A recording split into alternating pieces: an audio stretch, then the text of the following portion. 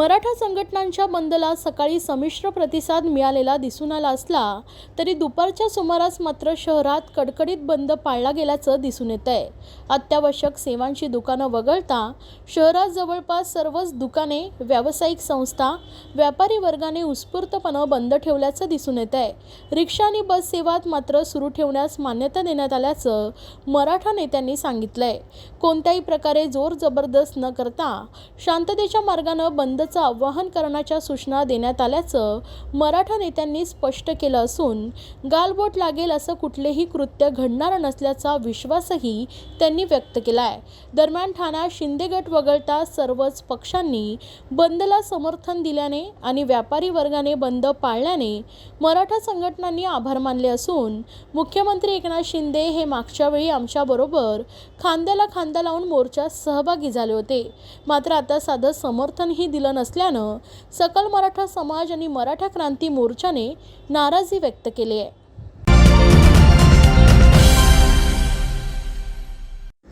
मराठा समाजाला आरक्षण मिळावं म्हणून आज ठाण्यात सर्वपक्षीय बंद पुकारण्यात आलाय। सकाळपासूनच या बंदला चांगला प्रतिसाद मिळालाय। ठाण्यातील सर्व दुकाने, मॉल आणि बाजारपेठा बंद आहेत, त्यामुळे शहरात शुकशुकाट पसरलाय। रस्त्यावरील वाहतूकही तुरळक स्वरूपात आहे। अनेकांनी रिक्षा, टॅक्सी आज रस्त्यावर उतरवल्या नाहीत, त्यामुळे चाकरमान्यांचं स्टेशनला आणि नातेवाईकांकडे जाताना हाल होत आहेत।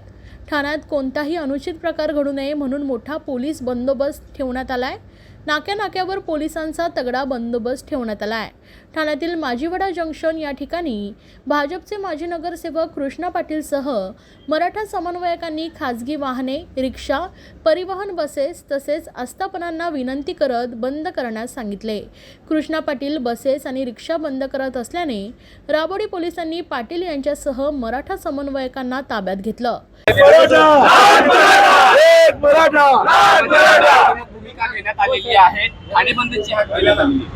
ठाणे बंदची हाक देण्यात आली व सकल मराठा समाज सर्व पक्षांनी दिलेली आहे।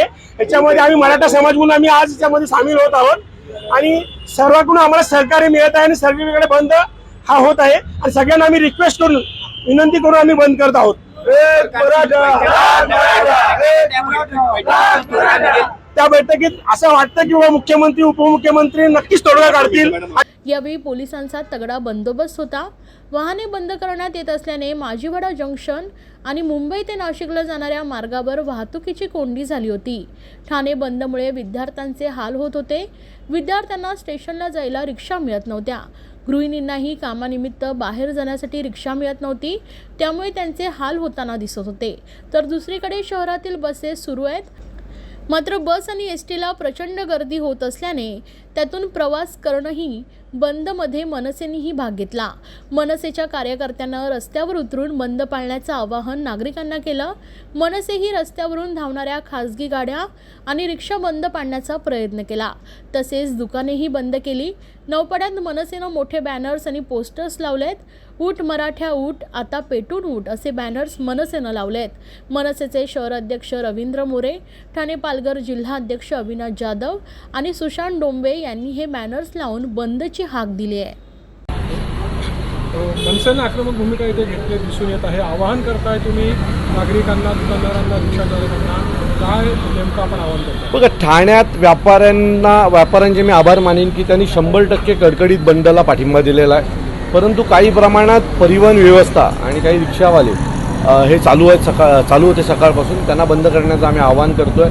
नम्रपणे आम्ही त्यांना सांगतोय की तुम्ही बंद करा आणि मला असं वाटतंय की ज्या पद्धतीने मराठे मोर्चे झाले त्याच पद्धतीने आजचा बंद देखील शांतपूर्ण होईल, एवढं नक्की। कुठून विरोध वगैरे असं काही कुठेच काही विरोध नाही। सकाळी परिवहनच्या बसेस ज्या थांबवल्या गेल्या त्यावेळेला लोकांचं असं मत होतं की आम्ही तिकीट काढल्यात। आम्ही त्यांना लगेच सांगितलं तुम्ही स्टेशनपर्यंत या बसेस घेऊन जा, तिथे या बसेस बंद करा। मनसेच्या कार्यकर्त्यांना काही पोलिसांनी नोटिसा दिलेल्या आहेत। सगळ्यात जास्त नोटिसा मनसेच्याच कार्यकर्त्यांना दिलेल्या आहेत आणि जर आज तुम्ही पाहाल तर महाराष्ट्र नवनिर्माण सेनेचा प्रत्येक कार्यकर्ता रस्त्यावर आहे आणि तो मराठा समाजाला न्याय मिळवून देण्यासाठी मराठा समाजाबरोबर अतिशय खंबीरपणे उभा आहे।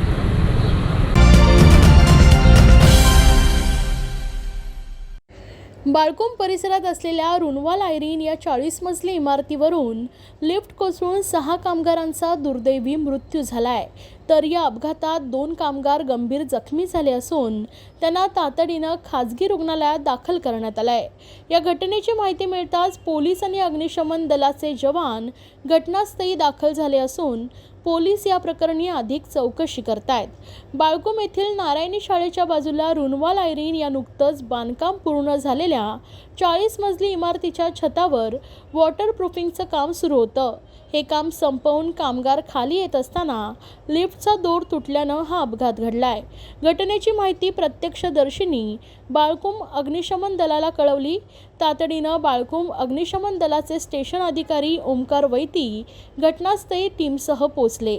तसेच या घटनेची माहिती मिळताच स्थानिक माजी नगरसेवक संजय भोईर यांनी दुर्घटनास्थळी धाव घेत बचाव कार्यात मदत केली। बचाव पथकाने लिफ्टमध्ये अडकलेल्या कामगारांना बाहेर काढले। या दुर्घटनेत 5 कामगारांचा जागीच मृत्यू झाला होता, तर गंभीर जखमी 2 कामगारांना खाजगी रुग्णालयात हलवण्यात आले। ही दुर्घटना नेमकी कशी घडली याबाबत पोलीस अधिक तपास करतायत। आयरीन या ठिकाणी नवीन कन्स्ट्रक्शन बिल्डिंग आहे। त्या ठिकाणी 40 माळ्याची बिल्डिंग काम झालेलं आहे आणि वरचं PVPचं काम चालू होतं। त्या संदर्भात संध्याकाळी साधारणतः 5:30 ते 6 वाजल्याच्या दरम्यान काही कामगार लिफ्टमधून खाली येत असताना लिफ्ट अचानक तुटून खाली आल्याने लिफ्ट बेसमेंटला पडली आणि त्यात ते जखमी झाले। जखमीमध्ये 7 कामगार होते। 7 कामगारापैकी 5 कामगारांचे मृतदेह आपण इथून हॉस्पिटलला पाठवलेले आहेत आणि पोलीस येण्यापूर्वी 2 कामगारांचे जखमी कामगारांना निपाणी हॉस्पिटल या ठिकाणी पाठवलेले आहेत। त्या संदर्भात अजून माहिती नाही, परंतु 5 कामगार मयत झाल्याची खात्रीशीर माहिती प्राप्त झालेली आहे। त्याप्रमाणे योग्य ती कायदेशीर कारवाई करण्याची तजवीज ठेवलेली आहे। ठाण्यातील लिफ्ट कोसळून झालेल्या अपघात प्रकरणी गुन्हा दाखल करण्यात आलाय। इमारतीच्या लिफ्ट आणि लेबर कॉन्ट्रॅक्टवर हा गुन्हा दाखल करण्यात आलाय। कापूरबावडी पोलीस ठाण्यात रात्री उशिरा गुन्हा दाखल करण्यात आला असून अद्याप तपास सुरू असल्याची पोलिसांची माहिती आहे। दरम्यान महापालिका आयुक्त अभिजित बांगर यांनी विकासकावर गुन्हा दाखल करण्याबाबत सूचना दिल्या होत्या, मात्र अद्यापही विकासकावर गुन्हा दाखल न झाल्यानं आश्चर्य व्यक्त करण्यात येत आहे। सध्या हा तपासाचा भाग असून विकासकावर गुन्हा दाखल करण्याबाबत नंतरच स्पष्टता होईल अशी माहिती पोलिसांनी दिली आहे। दरम्यान ठाणे महानगरपालिका आयुक्त अभिजित बांगर यांनी ही दुर्घटना विकासकाच्या निष्काळजीपणामुळे झाल्याचं प्रथमदर्शनी समोर येत असल्यानं पोलिसांना विकासकावर गुन्हा दाखल करण्यासंदर्भात सूचना दिल्याची माहिती दिली आहे।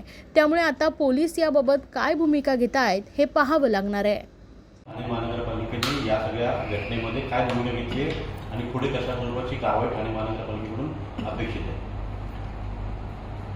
जी अंडर कन्स्ट्रक्शन इमारतीमध्ये काल घटना घडली ती अत्यंत दुर्दैवी घटना आहे।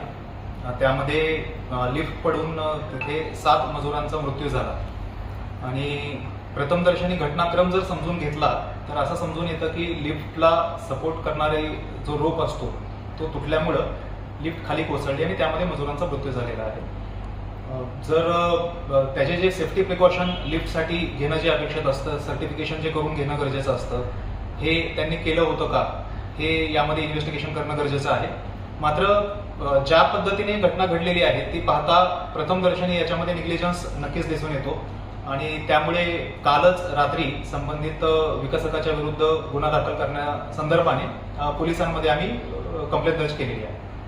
सर, जे नॉर्म्स असतात, सिक्युरिटीचे नॉर्म्स असतात, हे वारंवार महानगरपालिकेकडून तपासले जातात किंवा महानगरपालिकेचे अधिकारी एक टीम असते किंवा एक चेन असते की जे संपर्कामध्ये असतात। यामध्ये जेव्हा ही घटना घडल्यानंतर काय समोर आलं का असं की यांनी कुठेतरी असं एक निग्लिजन्स तुम्ही आपण म्हणताय तो कुठेतरी त्यांनी ब्रीच केला किंवा तो त्यांनी नीट पाहिला नाही, त्यामुळे ही दुर्दैवी घटना घडली? कोणत्याही इमारतीसाठी जेव्हा विकास परवानगी दिली जाते त्यावेळी ती विकास परवानगी काही अटी शर्तीला अधीन राहून असते, ज्याच्यामधला एक फार महत्त्वाचा भाग हा during the course of construction त्या साईटवरतीच्या प्रिकॉशन घ्यायचे असतात, त्याच्याबाबत असतात। आणि त्यामध्ये मग साईटवरती काम करणारे जे मजूर आहेत त्यांची सुरक्षितता, बिल्डिंगच्या जवळपास रस्ता असेल त्या रस्त्यावरनं होणारी वाहतूक, त्यांची सुरक्षितता, आसपास इतर काही इमारती असतील ज्यामध्ये नागरिक राहत असतील त्यांना त्यामध्ये काही अपाय किंवा काही असुविधा नाही झाली पाहिजे याबाबत अटी शर्ती नमूद असतात आणि त्या अटी शर्तीला अधीन राहूनच त्या ठिकाणी जे काही विकास करायचा आहे त्याच्या ऍक्टिव्हिटीज होणं अपेक्षित असतं। सो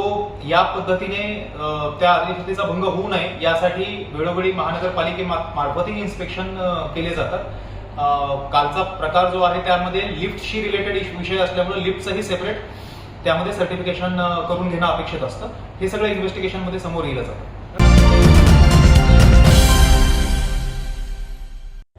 ठाण्यातील महिलांनी पारंपरिक गाण्यावर ताल धरला। निमित्त होतं ठाणे शिवसेना महिला आघाडीनं आयोजित केलेल्या महामंगळागौर कार्यक्रमाचं। यावेळी रश्मी उद्धव ठाकरे या कार्यक्रमाला आवर्जून उपस्थित होत्या। तसेच त्यावेळी खासदार राजन विचारे, लोकसभा संपर्क प्रमुख मधुकर देशमुख, जिल्हा प्रमुख विठ्ठल मोरे, माजी नवी मुंबईचे नगरसेवक MK मडवी, बाईपण भारीदेवा चित्रपटातील अभिनेत्री शिल्पा नवलकर, सुचित्रा वांदेकर, उपनेत्या विशाखा राऊत, मीना कांबळे, ठाणे, नवी मुंबई व मीरा भाईंदर महिला आघाडी, रेखा खोपकर, रंजना शिंदे, स्नेहल सावंत, माजी नगरसेविका नंदिनी विचारे, रागिनी बेरी शेट्टी व महिला असंख्य पदाधिकारी, कार्यकर्त्या व ठाणेकर महिला मोठ्या संख्येने उपस्थित होत्या। तीन हात नाका टिपटॉप प्लाझा येथे झालेल्या या कार्यक्रमात ठाणेकर महिलांनी प्रचंड गर्दी केली होती। नाच ग गुमा, कशी मी नाचू, पिंगा ग पोरी पिंगा, खुंटत मिरची, जाशील कैशी अशा गाण्यांवर महिलांनी विविध खेळ सादर केले। रश्मी ठाकरे यांनी सर्वांना सुख समृद्धी लाभू दे अशी प्रार्थना मंगळागौरीकडे केली।